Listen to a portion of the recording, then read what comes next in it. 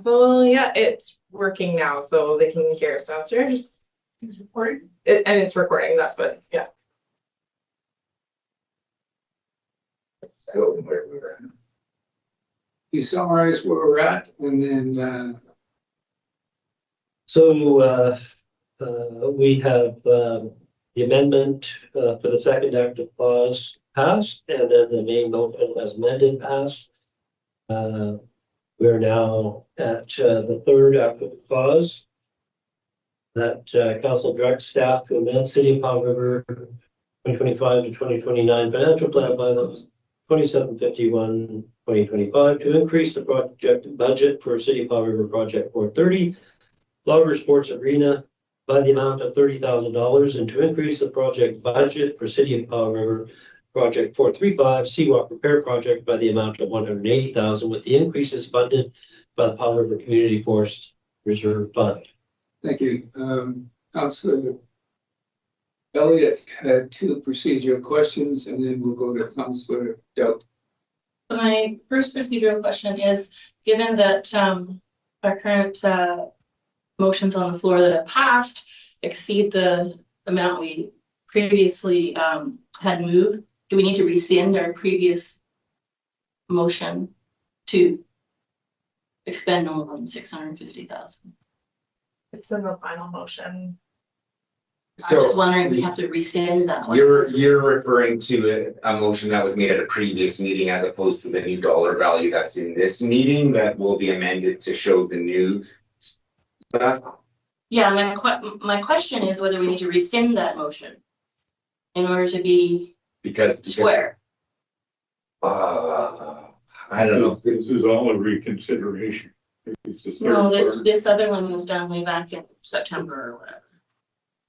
Yeah, that's I mean, my first thoughts, and Peter might have more of this, is, is it fettering the discretion of you to make further amendments? In theory, if you make a motion as a group, you should follow it. But if further information comes forward and you guys as council decide to do a new motion with a new dollar amount in it, I would say that is your prerogative.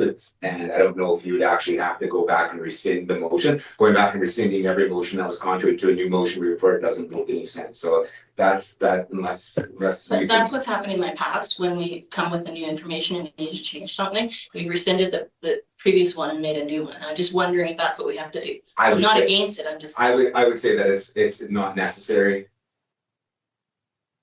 I think I would agree with that through the mayor. Effectively the motions that she just made and the resolutions that she just made effectively overwrite what you previously cited. I mean, that happens sometimes with bylaws. You can end up amending bylaw and it overwrites what was previously in the bylaw or in another bylaw. And it's just a question of precedence. And so this motion, this resolution that you've now passed, will take precedence over the earlier resolution with respect to the cap that you put on. Ideally, yes, if timing is good and you're able to rescind a previous motion so that you can expand what you want to do, that's the best case scenario. But I'd say that you could proceed still the manner you have without having to go back and rescind, which I think would have a bit more procedure. So The second procedural question is the next motion on the docket. I don't think, was it intended to reconsider that too, because it's separate from the grant programs? We did it at the same time, but it's a separate motion, separate from the grant programs. Was it your intention to also reconsider the projects for the city? that's the corporate officer who I discussed this with. So it's not really a question of the mayor's intent with the reconsideration, because the motion that was moved at the December 4th meeting was, it moved all four clauses at once. It was one motion that moved all of them. There was a subsequent amendment proposed that was voted on and not passed with respect to some of the board's recommendations. But it was moved as one, and that's why there's no choice from there. It's now been subdivided or divided, and so if you have no intent to reconsider this, you would just simply call the question. But I would suggest providing an opportunity for members of council to speak prior to doing so. Thank you so much. I love. Did you have any Appreciate it. further? Yes, I think this is a good example of the danger that we can get into when we pass motions with 5 different ideas in them all at once. And in order to avoid stuff like this, probably better off to pass the ideas one at a time instead of trying to pass 4 at a time, because it's hard to unwind. But I think we all talked about all of these issues before, about the longer sports, about CWAP, and the additional money it's going to take. I would like to move that motion. I think it's a good idea because water sports and the CWAP, for example, are important projects. I will second. I get tons of questions from. Okay, so we have a motion that's been seconded. Any further discussion before I call? All in favor? Opposed? Passed unanimously.